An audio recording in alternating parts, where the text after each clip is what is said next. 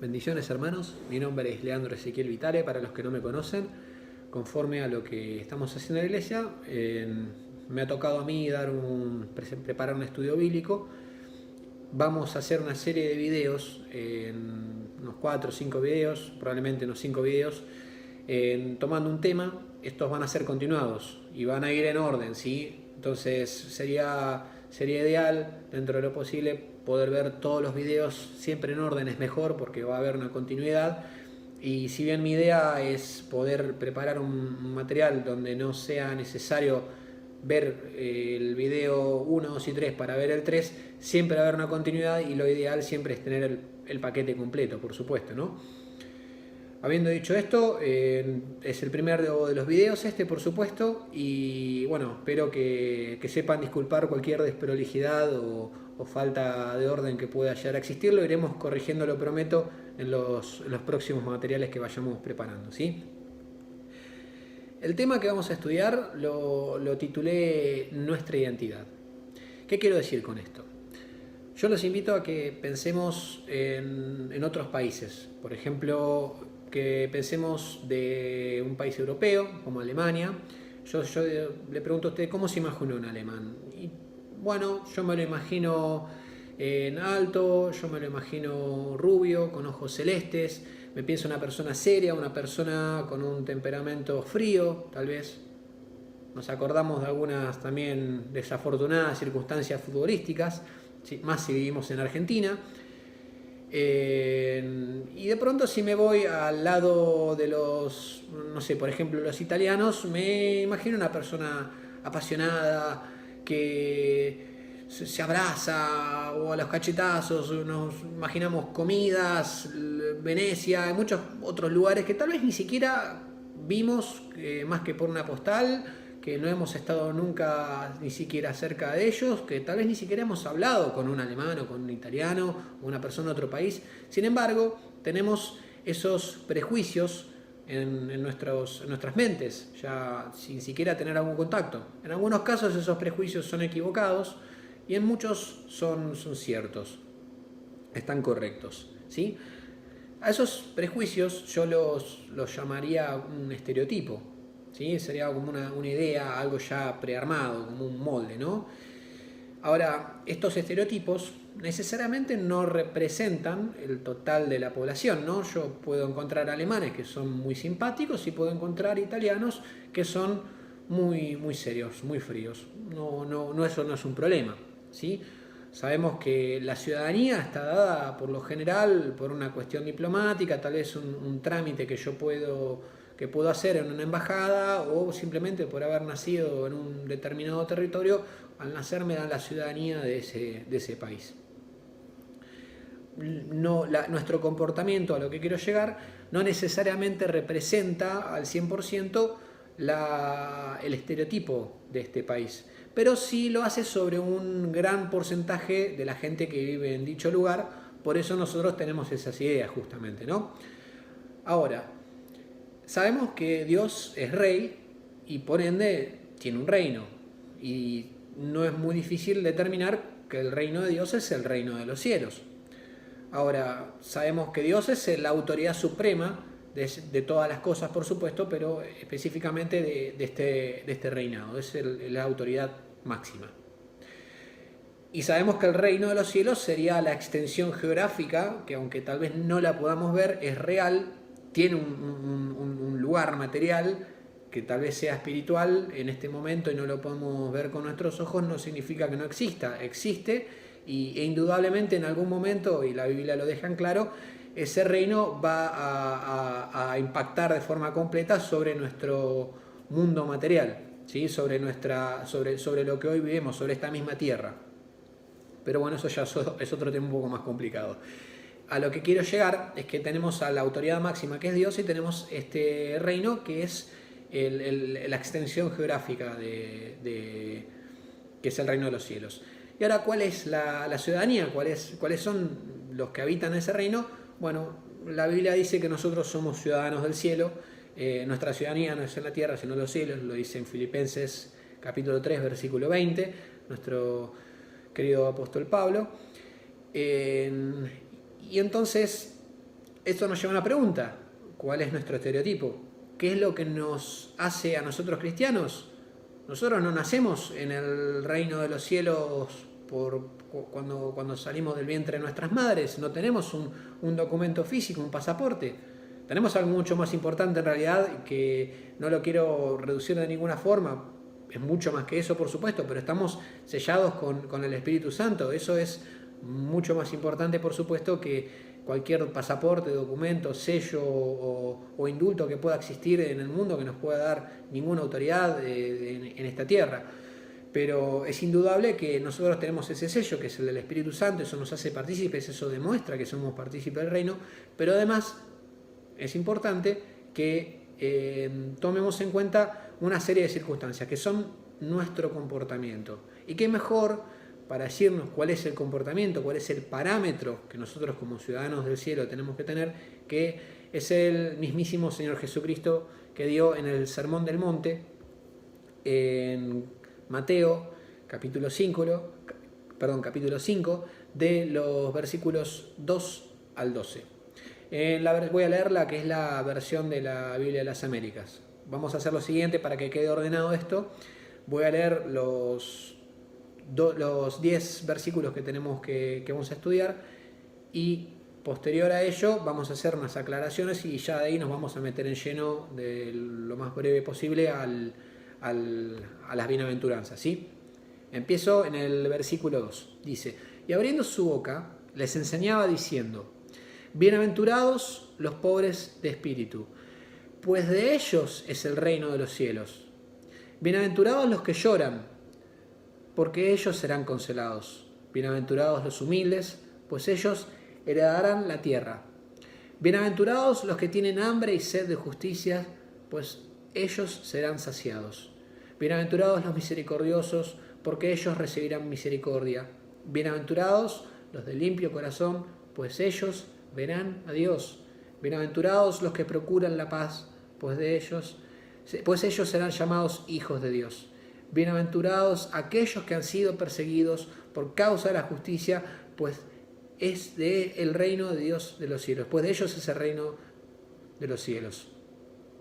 Bienaventurados seréis cuando os insulten y persigan y digan de todo género de mal contra vosotros falsamente por causa de mí. Regocijaos y alegraos, porque vuestra recompensa en los cielos es grande, porque así persiguieron a los profetas que fueron antes de vosotros. Bien, es maravilloso esta serie de bienaventuranzas, también conocidas, si las buscamos como beatitudes, las pueden encontrar con ese nombre también. Es importante que hagamos una serie de especificaciones generales antes ya de meternos en las beatitudes de forma completa.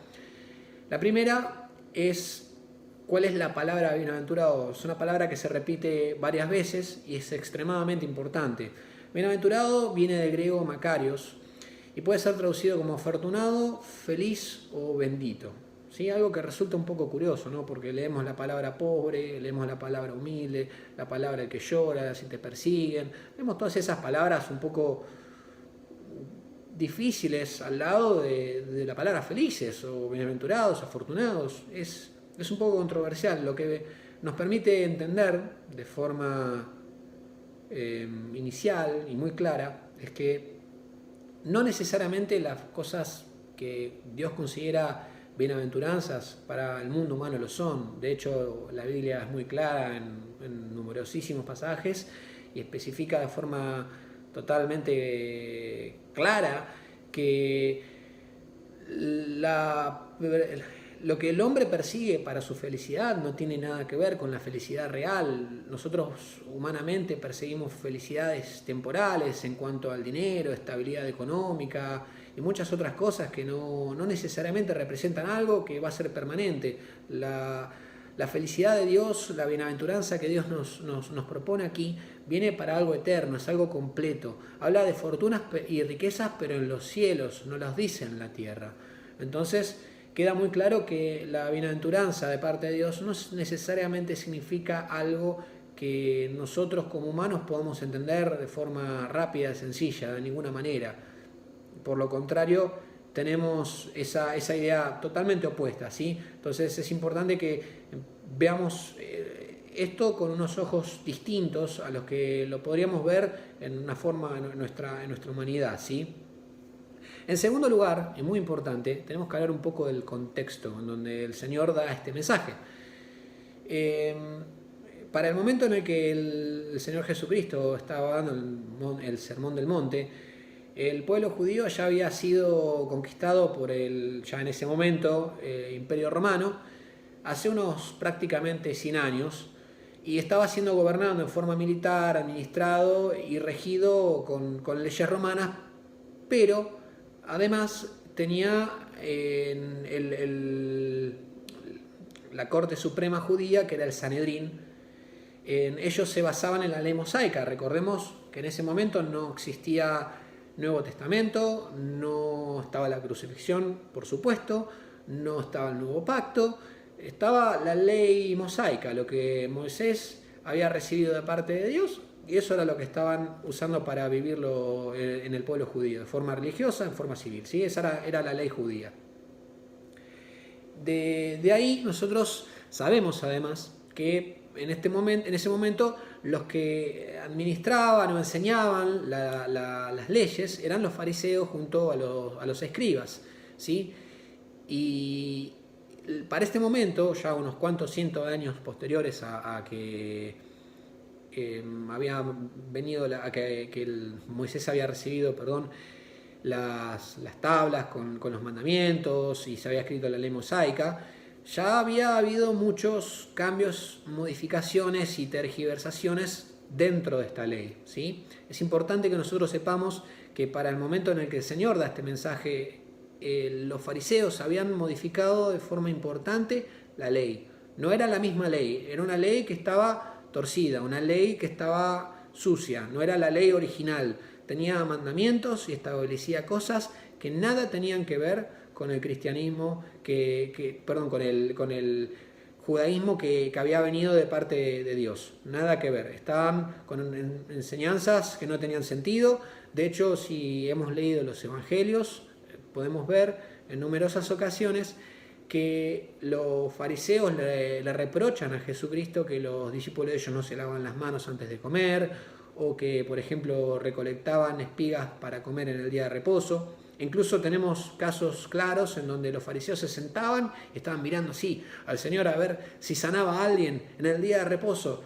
Y pasaba desapercibido el hecho de que a la persona que no tenía una mano le crecía una mano nueva, totalmente sana, funcional y perfecta. Eso no era nada, pero lo importante era que el evento milagroso había sido en un día sábado. Esa era la dureza, esa era la mentalidad con la que esta gente estaba tomando decisiones. Y el Sanedrín, que era la autoridad judía, ya eran los jueces, unos 20 a 70 rabinos, eran los que emitían juicio, y estos mismos eran los que habían condenado al mismísimo Señor Jesús. O sea, imagínense, hermanos queridos, que si esta corte encontró culpable a Dios, imagínense lo que hacían con una persona normal, alguien común, era muchísimo peor.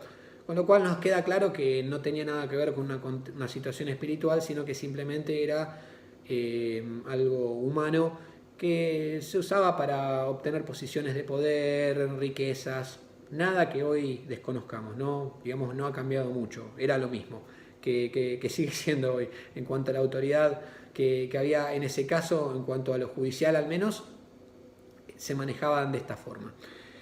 Por eso, incluso como un pequeño bocadito, puedo decir que el mismo Señor decía: venid a mí los cansados, porque liviana es mi carga. Bueno, porque no tenían todos esos mandamientos que no tenían sentido y que eran pesados de llevar realmente, ¿sí? Eso es un pequeño paréntesis que hago.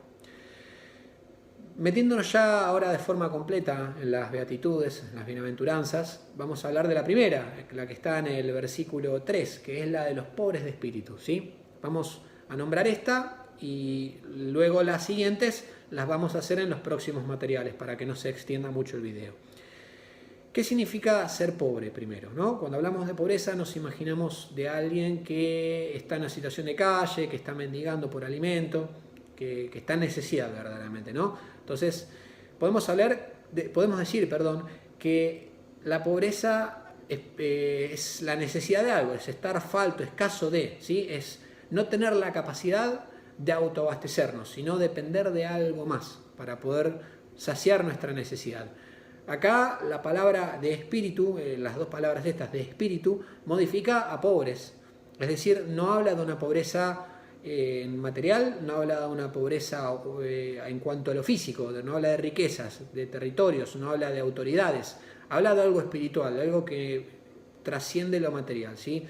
En la Biblia queda claro que si bien para los ricos, porque hay una cuestión de amor al dinero, es más difícil salvarse, en ningún momento dice que ser rico o tener riquezas en cuanto a lo humano es condición para no poder ser salvado. Al contrario, tenemos el ejemplo de Zaqueo, que era un hombre rico, o el mismo centurión que mandó a su criado a pedir por sanidad a Jesucristo, que tenía más fe. Es más, es una de las dos ocasiones en donde el Señor Jesucristo dice que se sorprendió, solamente en dos ocasiones, por la fe de las personas. Esta fue en una, y el centurión era rico. Incluso se puede hacer un estudio de ello, pero hay un poco más de cosas para decir de eso, pero a lo que quiero llegar y que quiero que quede claro es que las riquezas materiales, tener más o menos dinero, no convierte a una persona en salva o no salva, no es condición. Trasciende absolutamente esto, habla de algo espiritual, ¿sí? Y cuando hablamos de riquezas espirituales o de pobreza espiritual, hablamos de reconocer que nosotros somos deudores frente a Dios, y todo empieza por reconocer nuestra necesidad, reconocer nuestra bancarrota espiritual frente al Señor. Eso es lo más importante. Nadie que se haga llamar rico, nadie que se crea abundante en cuanto al espíritu puede recibir algo de parte de Dios, porque nosotros como hombres, en nuestra condición humana, no tenemos nada que reconocer o que enorgullecernos delante de Dios, ¿sí? Sabemos que nosotros somos hombres, que somos pobres espiritualmente, y esa es la primera condición. Recordemos del caso que habló el Señor, en donde teníamos a este hombre que era un recaudador de impuestos, una de las peores personas realmente para esa época. No peores porque yo lo diga, digo peores porque para la sociedad los recaudadores de impuestos eran personas a las que marginaban porque las detestaban realmente, eran los que cobraban impuestos para Roma. Esta gente era la que venía a recaudar impuestos para dárselos luego a las autoridades romanas, que luego se los llevaban, ¿sí? O sea, lo veían como un saqueo en cierta forma, entonces por eso eran tan odiados.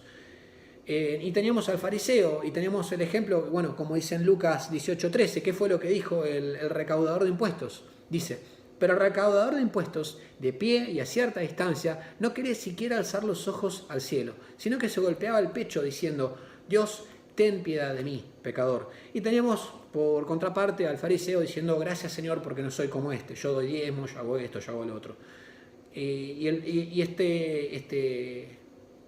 Este tema lo cierra el Señor diciendo: ciertamente el primero se fue a su casa justificado. ¿Por qué? Porque él reconoció su necesidad. Él dijo: Señor, Dios mío, yo necesito de ti, yo soy un pecador, sin ti yo no tengo nada, sin ti no existo, yo estoy en bancarrota espiritual, yo soy pobre en mi espíritu, sin ti no tengo nada. Entonces tenemos que entender que no hay camino a la salvación sino por medio de la sangre de Cristo. Esa es la primera de las fases. Vamos a ver que las beatitudes, que las bienaventuranzas además están ordenadas, es decir, todo empieza por aquí, todo empieza por reconocer que delante de Dios no tenemos nada, que estamos desnudos, que como venimos a esta tierra nos vamos y que no hay nada en esta tierra que pueda permanecer, porque en definitiva nuestra vida es en el reino de los cielos, que es eterno, por supuesto, ese es el reino eterno, esa es nuestra riqueza, ahí están nuestras riquezas. ¿Y cuál es la bendición de todo esto? Dice: bienaventurados los pobres de espíritu, porque de ellos es el reino de los cielos. No habla en futuro, no habla en pasado, no habla en condicional. Dice: de ellos es, o sea, es decir, de ellos es nuestro hoy, ¿sí? No hay nada más maravilloso que saber que, tal vez aunque no lo veamos con nuestros ojos en este mismo momento, sabemos con nuestra fe, con nuestro corazón, que ese reino hoy es nuestro por la gracia de Cristo, por la sangre de Cristo, porque sabemos que sin Él no tenemos nada y que delante de Él realmente estamos desnudos, que no tenemos nada de que enorgullecernos y que llevarnos. Bendiciones, hermanos, esta es la primera parte del video, vamos a cortarlo aquí y continuaremos con el versículo 4 en el próximo material. Bendiciones.